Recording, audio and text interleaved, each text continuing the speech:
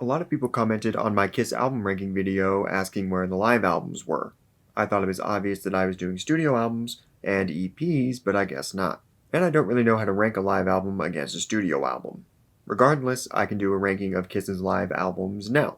But before we get started, please like and subscribe, and I have a Patreon. Number 10, Alive, the Millennium Concert. On December 31st, 1999, Kiss played a New Year's Eve concert in Vancouver that bled into January 1st, 2000. They played 2000 Man at midnight. This was recorded with the intention of becoming a live 4 to be released either during or after their farewell tour. For reasons I am unsure of, it was shelved and the Symphony Show in 2003 became a live 4. But in 2006, Alive 1975 through 2000 was released, a box set containing the first 3 Alives and the never before released Alive the Millennium Concert. This would also get a vinyl release on its own outside of the box set later. This album captures the band at a not great point. Whatever camaraderie and energy they had on the reunion tour was gone. Everything is played at seemingly half speed. It's lethargic, slow, and just boring. It's a boring show to listen to, Peter Criss's performance being the particular weak link. Also frustrating is that 3 songs, Detroit Rock City, God of Thunder, and 2000 Man, were included as bonus tracks at specific retailers. My copy does not have any of them, and neither does Spotify. I just downloaded them, but the principle stands. 2000 Man is the gimmicky cool part of this show, and it's not included in the standard set. It's called the Millennium Concert. Number 9, Live in Paris, 1976. We just talked about this in my review of the Destroyer box set. It's a bonus disc, but I decided to include it because I can. As I said in that review, the sound quality is rough. It's an audience recording, not a soundboard, which makes it baffling that they released it. There's a very noticeable hiss that's pretty obnoxious. The sound quality is why this ranks so low. It's a great performance, the band was really on it that night, but outside of Flaming Youth, I haven't gone back to this at all. Number 8, Off the Soundboard, Tokyo 2001. Last year, Kiss started a new series called Off the Soundboard. As the title suggests, they're releasing soundboard recordings of shows. The first release was Tokyo 2001. This is cool in that it's a show from the leg of the farewell tour in which the lineup consisted of Ace Frehley on guitar and Eric Singer on drums. That was a short-lived lineup, and this is the first official release of something with that lineup. So there's a novelty to this. It is cool to have a live version of Talk to Me released. That's a lot of fun. But again, the sound isn't great. I believe this show was a webcast. I will say that it sounds so much better than the bootleg I had previously downloaded. They did a good job on it, but I still don't think it sounds great. And I don't think it's a great performance. It's not bad at all, certainly better than how they were sounding with Peter at the time, but it doesn't do much for me. The set list is whatever outside of Talk to Me. The coolest thing about it is the weird lineup. Number 7, Off the Soundboard, Virginia Beach, 2004. The second Off the Soundboard was just released and comes from the Rock the Nation tour. Parts of this show were used for the Rock the Nation DVD. This is a strange choice. There was a novelty to one with Eric and Ace.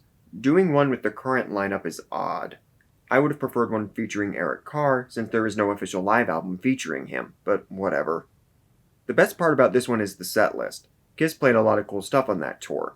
I wish they had chosen a show where they played Lover All I Can, but this is still cool. I love this version of King of the Nighttime World. However, the performance isn't great. Paul Stanley's voice is real rough at the start during Love Gun. He gets warmed up, and during Making Love he kinda kicks back into gear, but it's still a little hoarse and strained throughout. Gene also sounds a little off. And it feels surprisingly slow and tired. I don't get that vibe from the Rock the Nation DVD.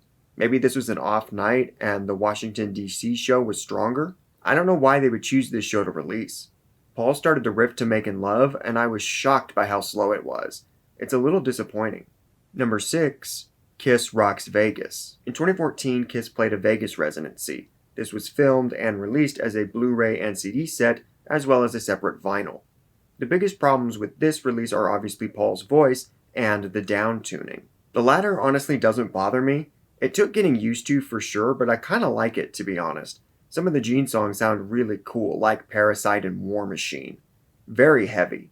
Paul's voice is what it is at this point. They obviously did some work in post to make it as passable as possible. I'm not gonna lie and tell you it sounds great, because it doesn't, but I'm also not gonna exaggerate how bad it is. It is what holds this release back though, because otherwise this is really strong. The band is tight and kicking ass. The setlist is cool.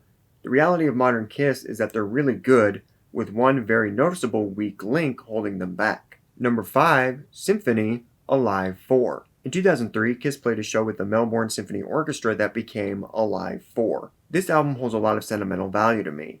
I didn't use the internet at the time, so I thought Kiss was over after the farewell tour. Alive 4 was the return of Kiss to me. I vividly remember my mom giving me the CD. The weakest part of this album is the lineup. It's their least interesting drummer, Peter, and their least interesting guitarist, Tommy Thayer. So Act 1, which is just the band, is pretty flat. It is my favorite version of Strutter, weirdly, but everything else is kind of boring. However, once the strings come in, I love it. I think this worked really well. The ballad section is great. It's so cool hearing Beth with an actual live piano and string section. That's awesome. Shandy and Forever also sound really good. The full orchestra section is really great. The setlist is heavy on Destroyer, but that album blends the best with the orchestra. I love this album. It's cool. Number 4, Alive 2. Alive 2 was reportedly recorded at the Forum in LA, but I think quite a bit of it also comes from Tokyo 1977. It's interesting in that they chose not to reuse any songs from the first, so it's just tracks from Destroyer, Rock and Roll Over, and Love Gun. I've always been curious what the Alive albums would have looked like had they stayed with that pattern of doing an Alive every 3 albums. It's kind of fun.